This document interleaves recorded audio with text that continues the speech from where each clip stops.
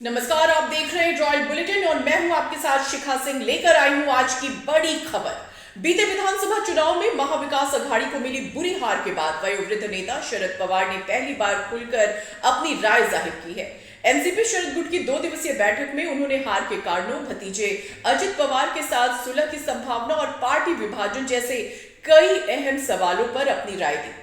दरअसल पिछले कुछ दिनों से ये चर्चा जोरों पर थी कि शरद पवार गुट में फूट पड़ने वाली है। विधानसभा चुनाव में मिली हार के बाद शरद पवार की पार्टी एनसीपी के एक बड़े धड़े के अजीत पवार गुट में शामिल होने की आशंका जताई जा रही थी। इस संबंध में अजीत पवार गुट के नेताओं ने कुछ बयान भी दिए थे और संसद के शीतकालीन सत्र के दौरान सुनील तटकरे ने शरद पवार गुट के सांसदों को ऑफर भी दिया था।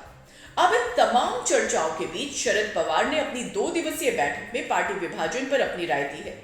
उन्होंने माना कि विधानसभा चुनाव में हार के बाद वो थोड़े परेशान थे क्योंकि चुनाव परिणाम उनकी और उनके कार्यकर्ताओं की उम्मीद के विपरीत आए थे। पवार ने कहा कि विधानसभा चुनाव के परिणाम आने के बाद मैं थोड़ा असहज हो गया था क्योंकि कार्यकर्ताओं और साथियों की उम्मीदों के उलट रिजल्ट सामने आया था। मेरे मन में ये सवाल था कि कार्यकर्ताओं के मन में क्या चल रहा होगा, लेकिन इसके बाद जब छात्रों, महिलाओं और युवाओं से मिलकर बात की तो मुझे उनका समर्थन देखकर मेरा विश्वास बढ़ा। बैठक में शरद पवार ने विधानसभा चुनाव में महायुति की जीत पर भी अपनी प्रतिक्रिया दी।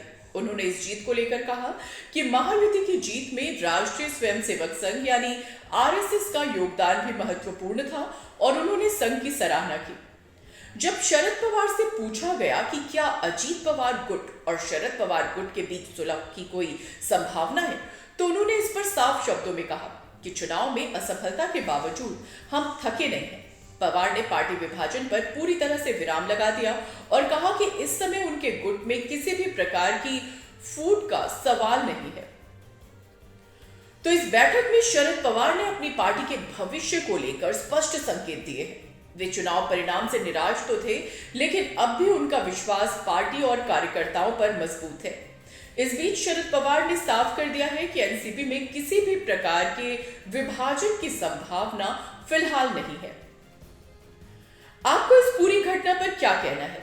क्या शरद पवार की पार्टी में किसी प्रकार की टूट की संभावना है? अपने विचार हमें कमेंट सेक्शन में जरूर बताएं। और अगर आपने हमारे चैनल रॉयल बुलेटिन को अभी तक सब्सक्राइब नहीं किया है तो अभी सब्सक्राइब कर डालें और साथ ही साथ बेल आइकन जरूर दबाएं ताकि आप ताजे अपडेट से हमेशा जुड़े रहें। धन्यवाद। जय हिंद।